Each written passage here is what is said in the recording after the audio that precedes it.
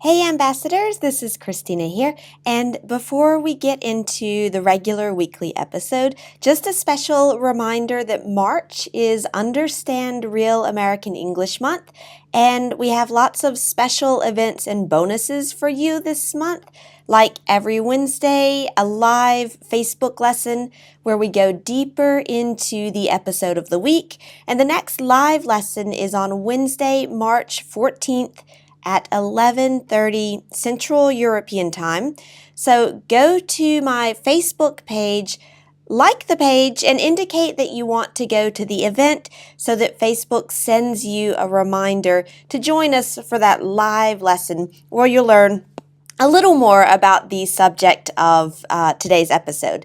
And also on Fridays, you get Friday Freebies if you're signed up to my email list. It's a free worksheet plus audio exercises to train your ear to understand the key expressions from the week's regular lesson, so today's lesson. And all of this is happening all during the month of March for Understand Real American English Month. Now, all the links are in the notes below this video to go to the Facebook page, to sign up to get your Friday freebies. And now let's get to the regular Speak English with Christina episode. See you there. Hey there, and welcome to Speak English with Christina, where you'll have fun becoming fluent in American English. I'm your English coach, Christina, and today we're going to talk about an uncomfortable situation that we've probably all experienced. The questions after your presentation. Da-da-da. After all, you can prepare and practice your presentation, and you can even anticipate the questions that you might hear at the end. But when someone stands up to ask you a question, you can't control their accent, how fast they speak, or how clear their question is. So today, you'll learn how to keep looking professional and not be destabilized when you don't understand the question. Let's go.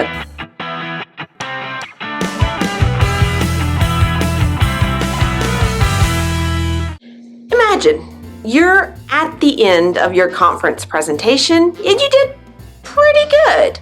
But now it's time for the questions and answers. That part that you can't control. And a big American stands up, takes the microphone, and asks you a question. Yeah, let me ask you a question. Back in that, the second part of your presentation, you were talking about how you applied the results of your research in the French context, but how do you think that would be able to be applied maybe in different countries' contexts, for example, in the US, maybe in China or India? Would that be possible? First, if it's difficult to understand Americans when they talk fast, be sure to get my American Accent Survival Kit. It'll help you better understand your American colleagues when they speak fast, like when they ask you questions. And the link is in the show notes below. This seems basic, but often we feel like we must understand everything the first time. Let me share a secret with you. This can happen to native speakers too. Maybe the person asking the question wasn't clear. Maybe their accent is hard for you to understand. Or maybe they had a long introduction to their question and you're not sure what the question is exactly. All of these have happened to me with other native English speakers. So don't panic. It's not a problem. Just ask for repetition. And here are some expressions.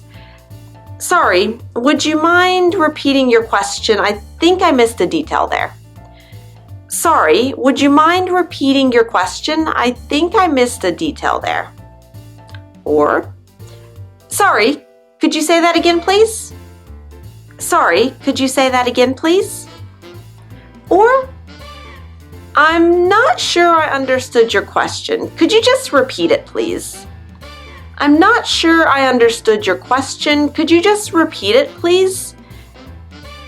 But what if after that you still don't understand? Well, you run and hide in the bathroom.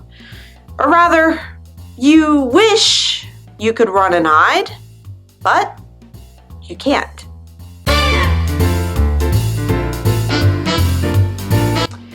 Reformulating to check you understood is one of the best techniques, and it gives you time to think of what to say, and it lets you formulate the question in your own words, because you may not always understand what the other guy says, but you always understand what you say.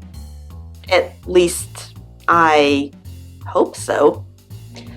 Of course, to reformulate, you need to understand at least part of the question. If you understood something, anything, introduce your reformulation with, just so I understand, your question is, am I correct? Just so I understand, your question is, you reformulate, am I correct? Or an alternative version, if I understood correctly, you want to know, is that right? If I understood correctly, you want to know, reformulate, is that right?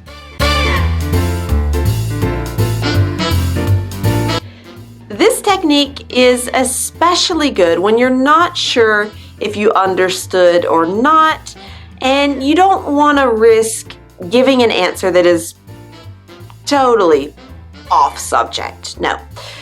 Just invite the person to come and talk to you about it at the break. Again, this is something that we native speakers do all the time, and it can lead to some very interesting networking opportunities that you don't get in a short Q&A session. So, just say, I'm not sure I can answer your question immediately, but let's talk about it at the break. Come and see me. I'm not sure I can answer your question immediately, but let's talk about it at the break. Come and see me.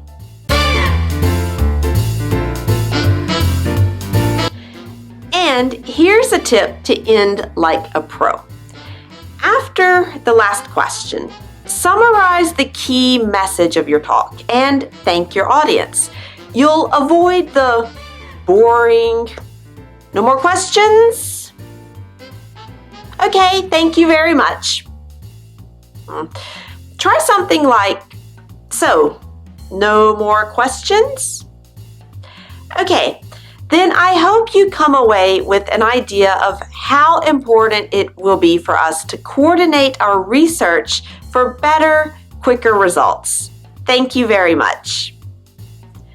It's basically a closing statement that reinforces your message and leaves your audience with a little nugget to think about. And here's my closing statement for this episode.